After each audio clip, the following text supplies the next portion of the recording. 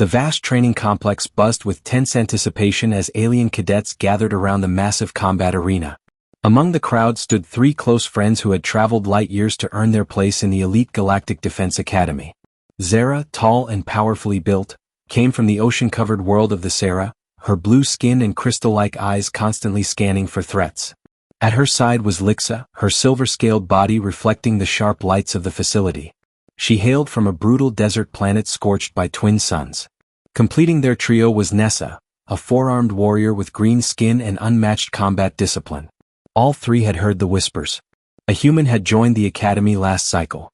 Humans, they were told, were Deathworlders, creatures born on a planet so hostile most species would perish within hours of landing. The gravity alone could shatter weaker bones. Their atmosphere was rich in oxygen, a substance considered dangerously reactive by galactic standards. And yet humans thrived there. The human's name was Amy. She had been assigned to their combat unit. Compared to the towering cadets around her, she looked small, barely standing at 5 feet 6 inches by human measurement. Her brown hair was tied back simply, her skin a light tan that appeared fragile next to armored hides and thick scales. There was nothing about her that suggested danger. Instructor Varksel, known simply as VC, announced the day's trial with his sharp, commanding voice. Every cadet would face the gauntlet, a brutal combat simulation involving hostile drones, lethal terrain and mechanical traps. Standard-issue combat armor was mandatory, capable of resisting plasma fire and enhancing physical strength and speed. When Amy's name was called, she stepped forward. Zara immediately noticed something was wrong. Amy was not wearing any armor at all. Amy stood at the starting line dressed only in a sleek black training suit.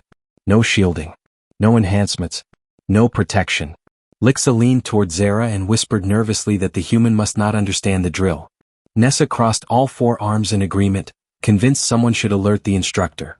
But Instructor VC merely nodded at Amy, unfazed, and activated the simulation. The arena transformed instantly. The flat floor split apart as walls rose upward, forming a twisting maze of corridors, crushing barriers and hidden dangers. Seconds later, the first training drone appeared and fired off a stunning energy bolt. Most cadets relied on their powered armor to deflect glancing blows. Amy didn't. She moved. Zara had never seen a creature shift so fast. The human twisted in mid-step with impossible flexibility, the energy bolt missing her by inches. More drones emerged from multiple angles, firing simultaneously. Instead of retreating, Amy charged straight at them. Her sprint covered ground faster than armored soldiers could manage. When the first drone closed in, she launched herself upward, leaping 3 times her own height. With raw momentum, she grabbed the machine, ripped it from its mount, and hurled it into 2 incoming drones. All 3 collided in a violent burst of sparks and metal. Nessa's breath caught in her chest. She had trained for years and had never witnessed such clean efficiency. And the gauntlet was only getting started.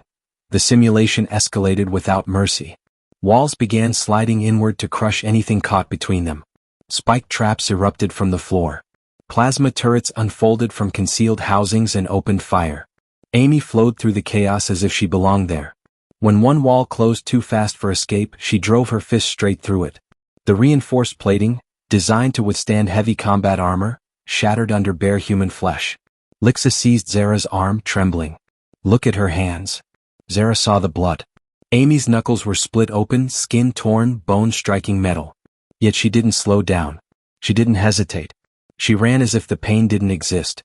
The final obstacle was the pit, a massive gap spanned only by small, shifting platforms. Most cadets depended on grappling systems to cross safely. Amy didn't use any. She sprinted, leapt, and soared across the entire distance in one impossible jump. She landed, rolled cleanly, and completed the course without breaking stride. The simulation powered down. Amy walked back calmly, breathing only slightly heavier than before. Blood dripped from her damaged knuckles onto the arena floor. The final time flashed across the main display. Fastest completion in Academy history. And she had done it without armor, finishing in half the time of the previous record holder. The arena fell completely silent. Zara felt something unfamiliar stirring in her chest. Fear. Perhaps both. She had trained her entire life to become a warrior, yet this human had shattered every rule she thought she understood. Amy noticed their stares and smiled awkwardly. Sorry about the wall, she said. I'll help pay for the repairs. Lixa finally found her voice and asked how such a thing was possible. Amy blinked, confused. Which part? Nessa gestured wildly with all four arms. Breaking reinforced barriers. Moving faster than their scanners could properly track. Surviving without armor. Amy shrugged casually. Earth's a death world. High gravity makes us naturally strong. We evolved as endurance hunters. We can run for days. Our bones are dense. Muscles efficient. And we heal pretty fast. Zara stepped closer, eyes locking onto Amy's bleeding hands. But you're injured. Amy glanced down. This? Just scraped knuckles. It'll stop bleeding soon. I'll be fine by tomorrow. The way she said it, so ordinary, so unbothered, shook Zara more than the entire gauntlet run. This wasn't showing off. To Amy, this was simply normal. In the weeks that followed, the three friends found themselves drawn to the human. They trained together, ate together, and slowly learned what it truly meant to come from Earth. Humans could endure temperature extremes that would kill most species. They ate foods considered lethal toxins to others. They had predator-like vision, crushing bite strength, and terrifying stamina. And yet, Amy remained gentle, patient, kind. One evening, in the quiet of the common area, Lixa finally asked the question that lingered in all of their minds. Why did you come here? Why leave your world to train with us? Amy was silent for a long moment. Then she spoke softly.